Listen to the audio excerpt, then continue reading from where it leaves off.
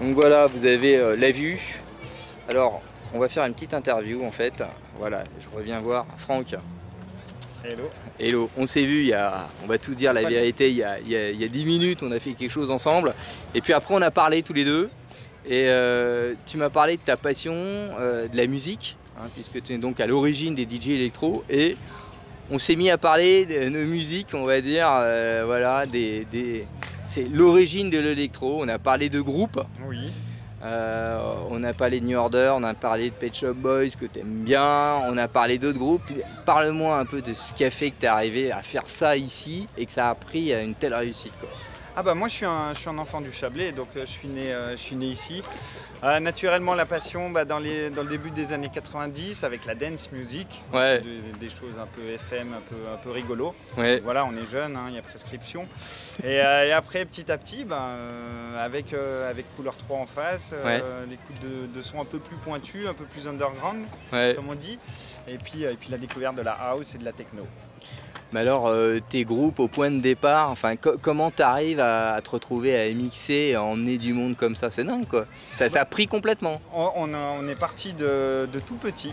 Ouais. Donc on était une bande de DJ et le problème qui se posait, c'est que les musiques électroniques, voilà, ça parlait à pas grand monde, personne ne croyait en ces musiques. Ouais. Donc aucun patron de bar voulait de nous.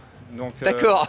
Donc voilà. Ce sera le début, ouais. Heureusement, on a insisté. On a Ouais. réussi à avoir une résidence au Cercle du Moulin à Thonon, qui était Ouais. l'un des premiers spots. Ouais. Après à l'Albertine également, où on Ouais. faisait des choses plus en live, donc plus de concerts. Ouais. Et après, il y a eu le salon à Évian, qui a été quand même une sacrée page de l'histoire. De l'histoire. Ouais.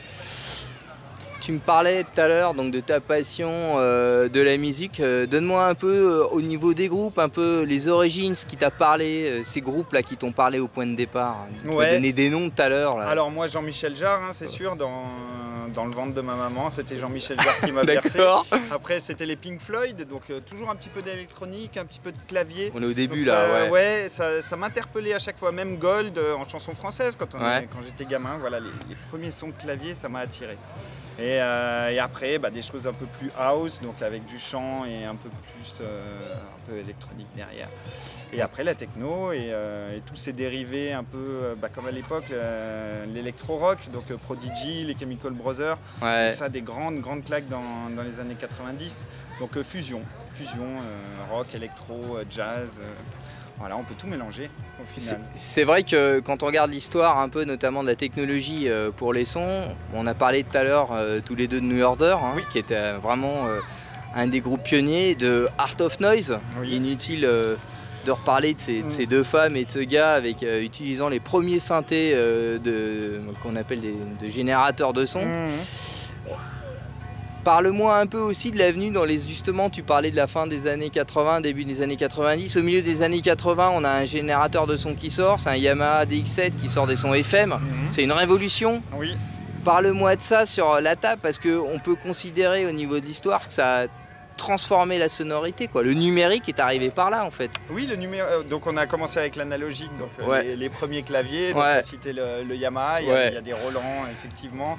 Voilà, la Roland qui a été surexploitée en techno, donc avec la TB303 notamment, avec les sons acides qui grincent un petit peu. Donc voilà, des instruments qui ont été détournés de leur première fonction finalement pour recherche de nouvelles sonorités. Et c'est comme ça qu'est apparue, je pense, la New Wave. Donc la New Wave dans les années 80 et après la house, l'acid house fin des années 80 et après la house, la techno dans les années 90. Toutes les fusions dont je parlais tout à l'heure.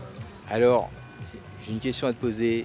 T'es créateur, tu crées une ambiance, tu crées de la musique, tu veux amener les gens où quand tu fais ça? C'est quoi ta joie? Alors, il y a la différence entre des producteurs et des DJ. Les DJ ne font pas forcément leur propre musique. Ouais. Donc moi, ce qui est le cas pour moi, je diffuse la musique des autres. Mais tu crées bien quelque chose, parce que c'est impossible que c'est un tel succès sans que tu amènes quelque chose qui est ta patte à toi, Franck. Et dans la sélection des morceaux qu'on va diffuser à un moment T donné, une ambiance voilà, du moment présent, voilà, le but du DJ, c'est vraiment de trouver, de faire voyager les gens et puis de trouver le morceau au bon moment qui va faire réagir les gens ou pas, suivant les ambiances. Donc tout est possible. C'est ça, donc tu les fais voyager, tu les emmènes dans une ambiance, dans un univers. Et un bon DJ comme Laurent Garnier, on prend toujours cet exemple, ou Jack de Marseille pour les pionniers, voilà, arrivera toujours à amener le public où il veut au final. Mais en s'y prenant avec douceur, avec tact.